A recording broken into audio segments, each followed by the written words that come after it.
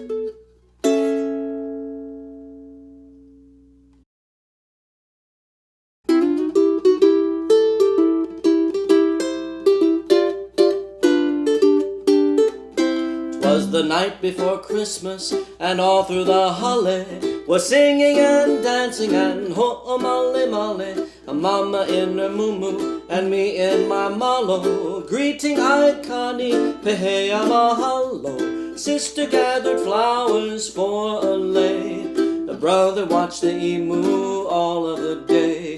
Soon the music boys began to play, Melly old dad knew of Hawaii.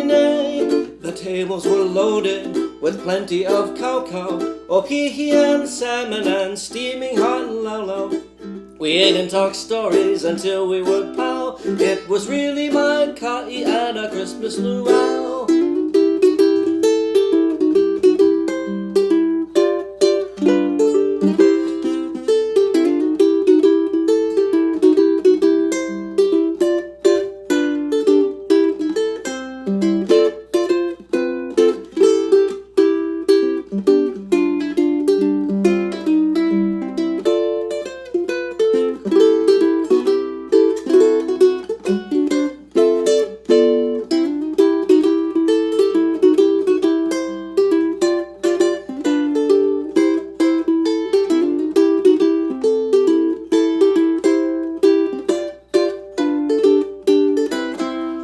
Sister gathered flowers for a lay.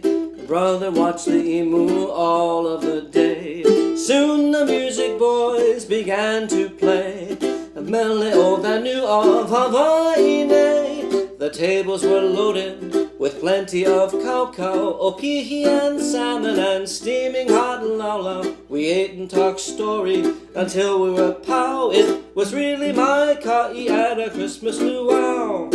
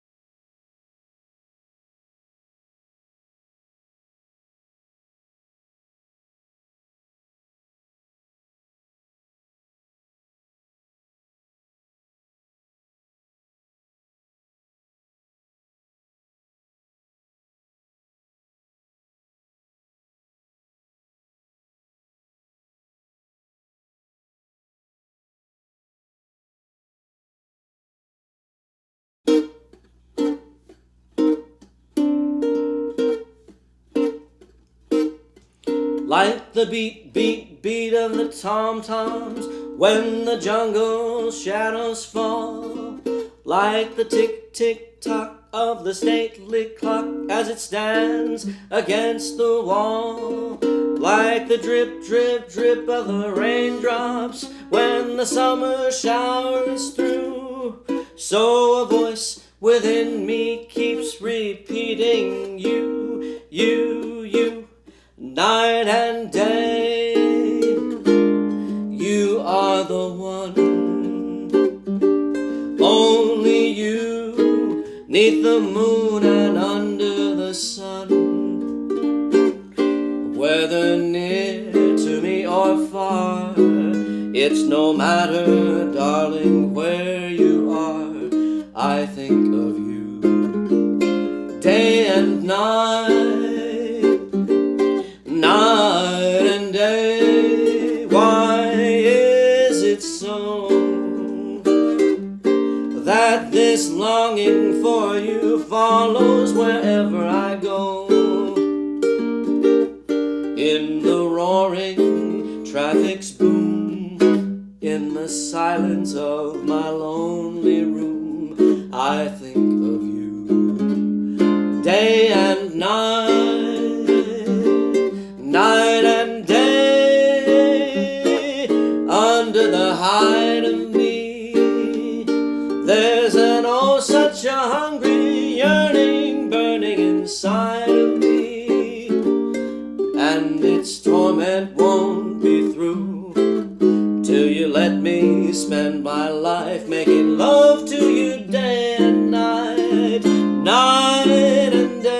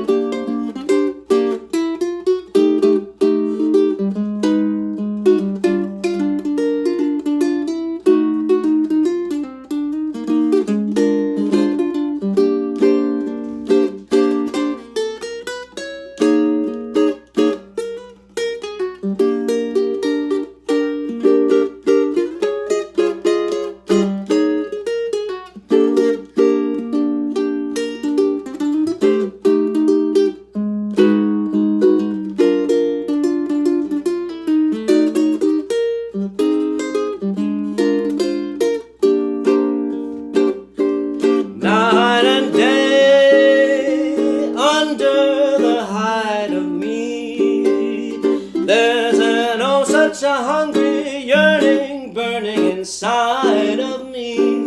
And its torment won't be through till you let me spend my life making love to you day and night, night and day.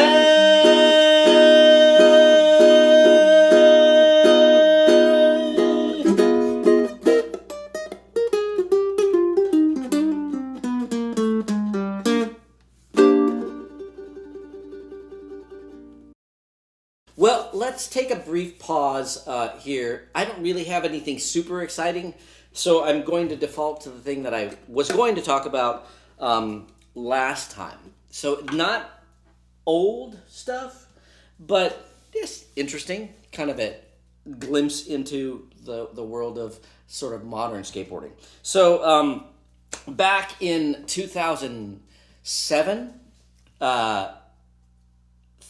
I was kind of skating a lot in 2007, and a lot of stuff was coming back. I was feeling comfortable on the board and whatnot. I was skating pretty regularly. So at the time, the mega ramp or the big air thing was kind of all the rage in the skateboard community here in San Diego County.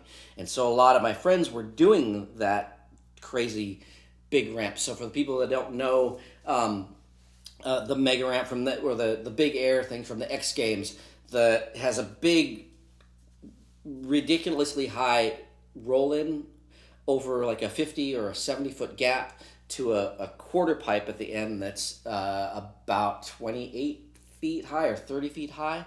And it's sort of just like vertical skateboarding on steroids, just craziness. So I was feeling comfortable on the skateboard, and for some reason I thought maybe I want to try this. And Bob Burnquist had built a facility at his house, or had been there a few years already. But so I had the opportunity to go out there and try to ride that thing. And so I rode the quarter pipe, just kind of starting on the landing section, and rode the big 28-foot quarter pipe on my regular board just to kind of see what it felt like. And I got maybe, a foot from the top of that 28-foot quarter pipe, and that was frightening on its own. But people are saying, well, you can't use your regular board because it doesn't translate. So that brings us to this. Let's take a look at a mega ramp board, and I will discuss why it's in near perfect shape. Hold on a second. Here we go. So this one, when I decided I'm going to try this mega ramp thing, I contacted Paul Schmidt, who was making the boards for everybody at the time. And so the boards are longer and a little bit wider, not really that much wider, but the wheelbase between the trucks is much bigger too. So this is a mega ramp board. It kind of just looks like a longboard in here, but there's very specific things about the length of the tail and whatnot.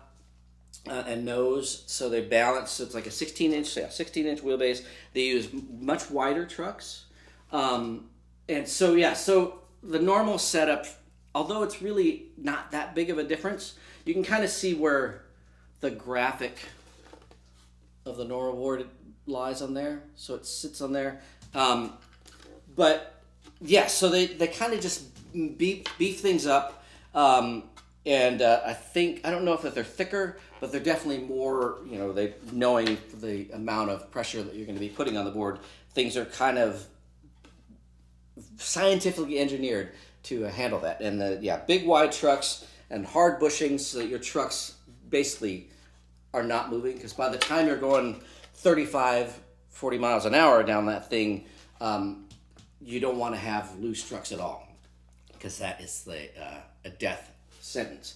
So I'm going to compare a little bit. Here's a regular board.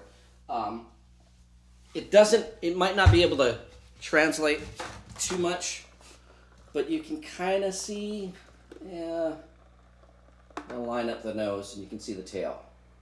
So it's really just a couple of inches difference, but then the wheelbase, you can see, is a couple inches longer. But the nose and the tail of the board is longer. Just everything is proportionately bigger. And yes, the trucks, I think you can kind of see how much wider the truck is than that. Yes, so 2007, excuse me, I was feeling confident, and I thought, maybe I'm going to try this thing. Maybe I'm going to try to go over it. Because everybody said, going over the 50-foot gap is not the problem. The problem is going at the 28-foot quarter pipe at 35 miles an hour. And people made the mistakes of trying to slow themselves down, and that's where things go terribly wrong. Because everybody said, so you know what? You land that big gap, you just go as high as you possibly can. Because, you don't want to try to go slower. PPP collection. Yes, you notice the Lester Oak Leaf stickers. Yeah. Well, still House of Kasai in me. So here we are. That as you can see, this board is in perfect condition, because shortly after I set it up, and I took the wheels off and ended up using it on something else. I'm going to put this down for a second.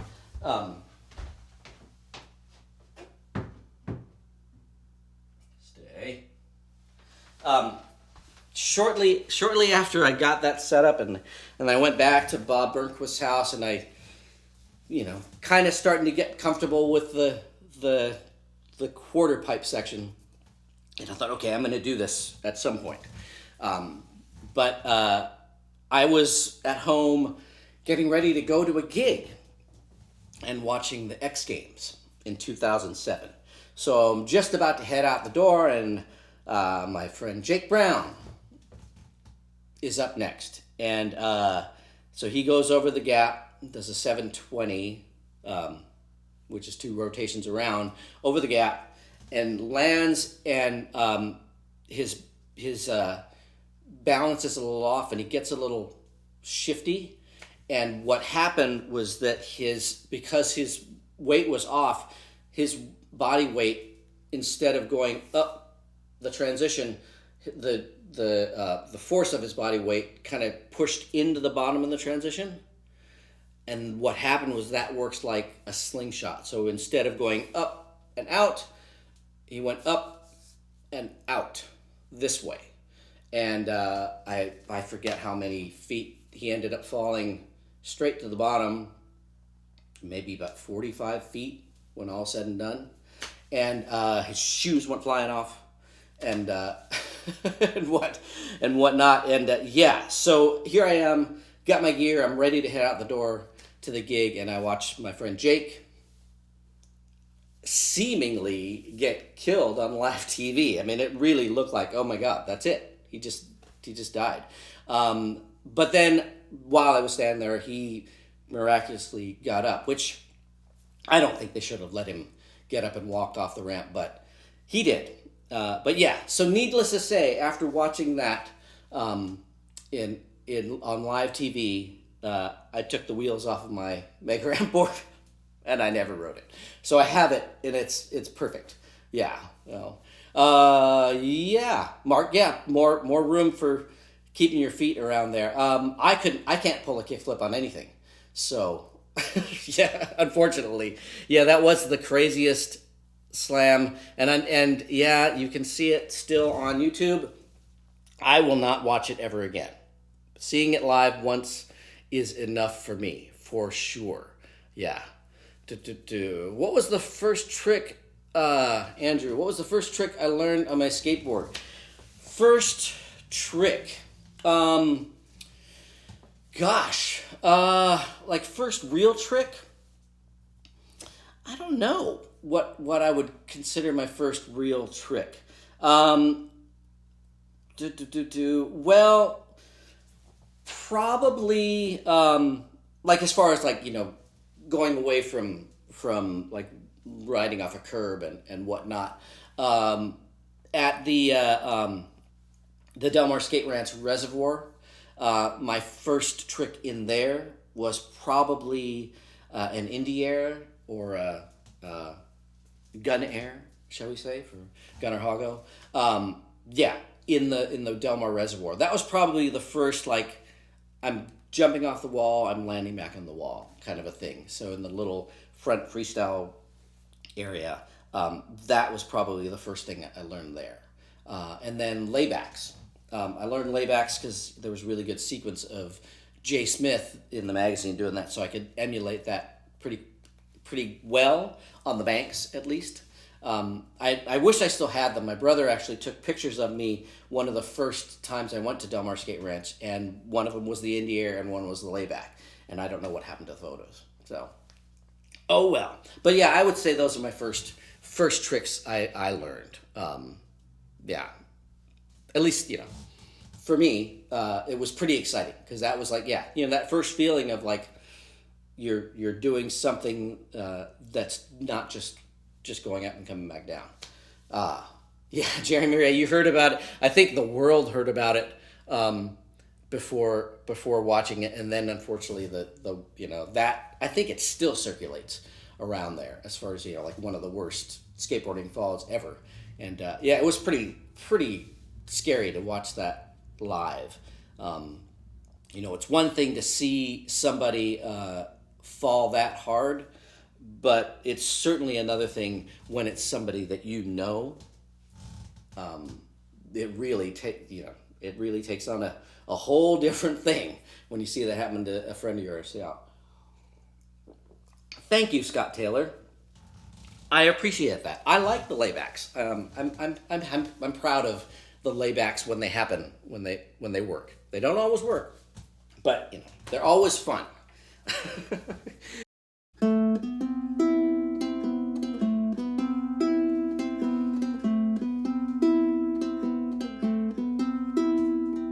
City of stars, are you shining just for me? City of stars, there's so much that I can't see. Who knows? I felt it from the first embrace I shared with you, that now our dreams may finally come true. City of stars, just one thing everybody wants. They're in the bars and through the smoke screens of the crowded restaurants. It's love. Yes, all we're looking for is love from someone else. A rush, a glance, a touch, a dance, a look in somebody's eyes, to light up the skies, to open the world and send it reeling, a voice that says I'll be here and you'll be alright. I don't care if I know just where I will go, 'cause all that I need's this crazy feeling, the rat-tat-tat in my heart. I think I want it to stay.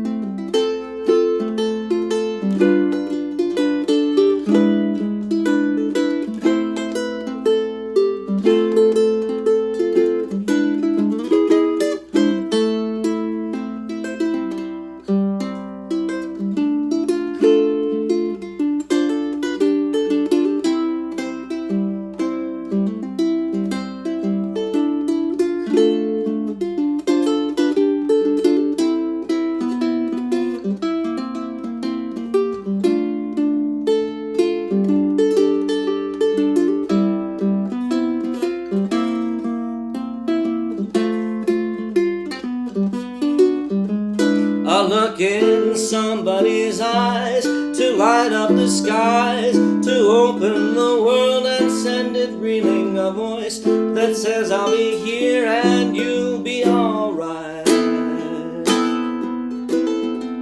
I don't care if I know just where I will go, 'cause all that I need's this crazy feeling, the rat-tat-tat in my heart. I think I want it to stay. City of stars, are you shining just for me? City of stars, you never shine so brightly.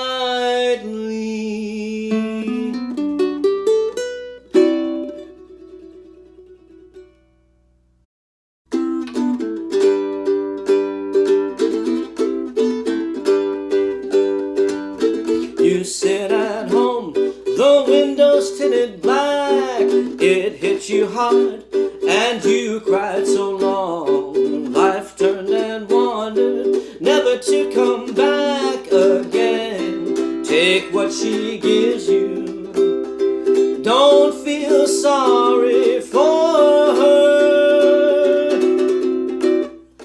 When you fell out of Starlight Inn, you were too hurt to walk, too bad to begin. I looked at the signs, but I couldn't feel sad for you. Take what she gives you, don't cry when you kiss her. Poor little girl ran away for good. I tried to explain why she won't say a thing. Sad, sad thing. I I'm so far away now, how can I stay? Why she won't talk at all, she holds a deck of cards. She wants to be alone, she said I've been very ill, but I've tried waking up, now I want to be alone.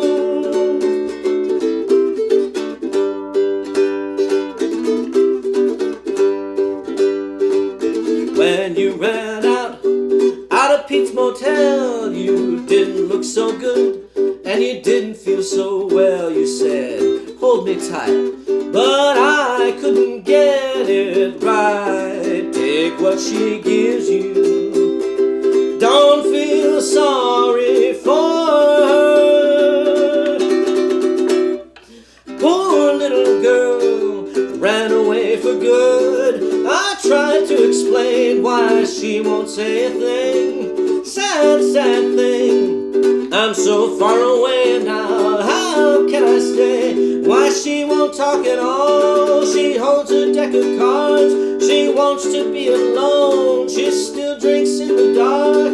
The radio is left on late and she saw a madman fight and break it all, cause he hated himself and she felt better off, cause